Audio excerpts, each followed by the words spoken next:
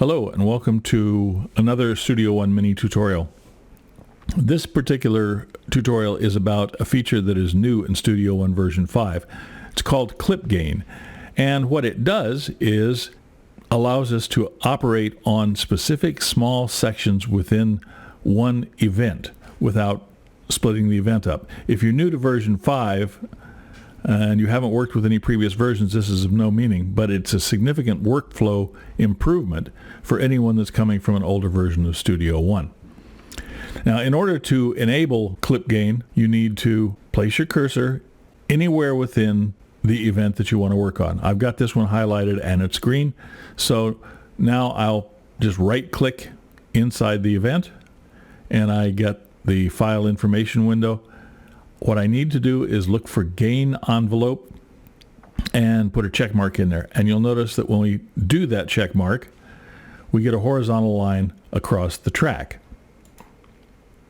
Now what that does for us is that's our reference point. That's the level that everything is at right now. Anything that we change above will be a higher volume. Anything that we change below will make it a lower volume. With the block gain, I'll choose this particular phrase because it appears to be a little bit lower than the ones that surround it. I'll click and drag across the event. And now it's highlighted, as you can see.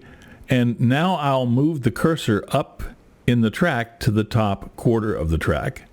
And as soon as we come by that reference point, that's roughly 3/4 of the way up the track, the cursor changes from the cross to a trim cursor. Now, when we click and drag on that, if we click and drag up, it will increase the gain of the track, and you can see the graphic representation of the track actually changing and getting louder.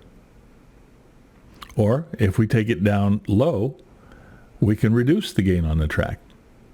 So let's kick that one up just a little bit so that it's about the same level as the rest of the tracks.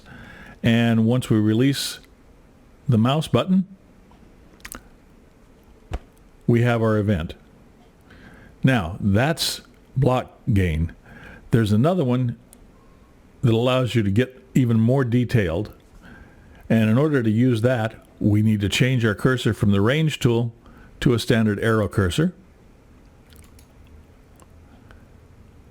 And we come over here and click on the line, and you notice it creates a dot. And then we can click over here and it creates another dot. Now we have our work area between these two dots, and in order to adjust the gain, we simply put the cursor anywhere on the top the line, and we will get a gain envelope that looks exactly like what you have in a representation here.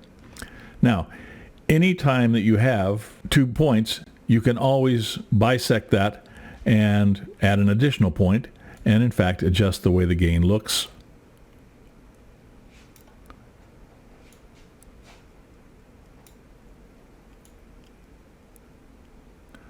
So you can end up with a track that looks pretty much with an envelope gain any way you want. Now you can do this as many times as you need to within a specific track. And the nice thing about this is you're operating on the event before any other processing gets to it. So in essence, this is the same thing as changing your original source recording. Everything that comes afterwards, the faders, any effects, they will hear the same signal that you've modified. That's really all there is to it. I hope you enjoyed this tutorial, and thanks for watching.